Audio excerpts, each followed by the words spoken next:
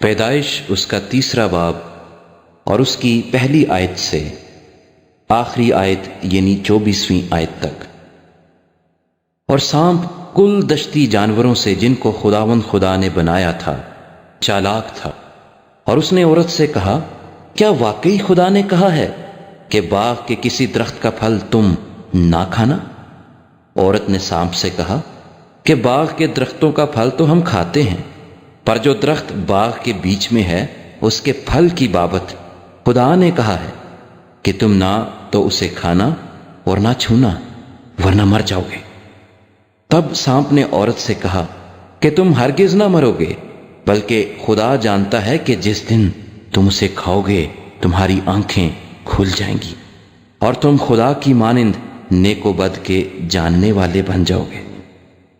عورت نے جو دیکھا کہ وہ درخت کھانے کے لیے اچھا اور آنکھوں کو خوشنما معلوم ہوتا ہے اور عقل بخشنے کے لیے خوب ہے، تو اس کے پھل میں سے لیا اور کھایا اور اپنے شوہر کو بھی دیا، اور اس نے کھایا۔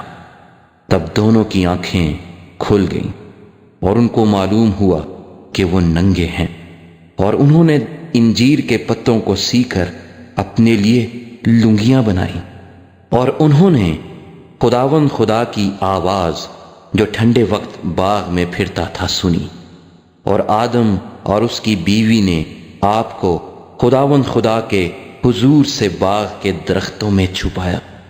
تب خدا نے آدم کو پکارا اور اس سے کہا کہ تو کہاں ہے؟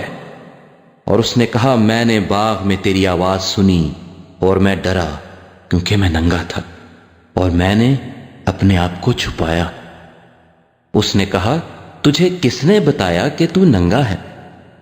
کیا تو نے اس درخت کا پھل کھایا جس کی بابت میں نے تجھ کو حکم دیا تھا کہ اسے نہ کھانا؟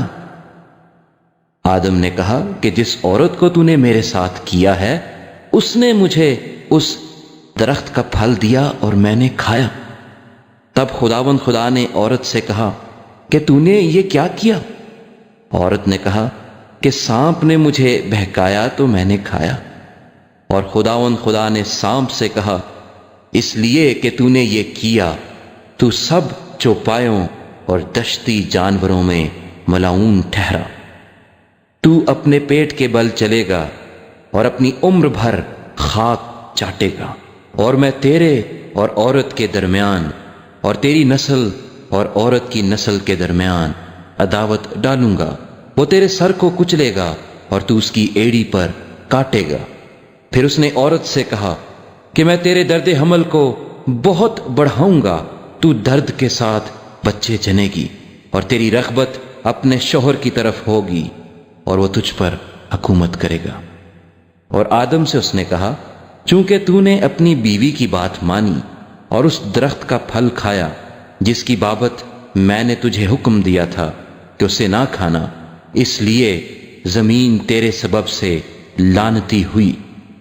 مشقت کے ساتھ تو اپنی عمر بھر اس کی پیداوار کھائے گا، اور وہ تیرے لیے کانٹے اور اونٹ کٹارے اگائے گی، اور تو کھیت کی سبزی کھائے گا، تو اپنے منہ کے پسینے کی روٹی کھائے گا جب تک کہ زمین میں تو پھر لوٹ نہ جائے، اس لیے کہ تو اس سے نکالا گیا ہے، کیونکہ تو خاک ہے اور خاک میں پھر لوٹ جائے گا۔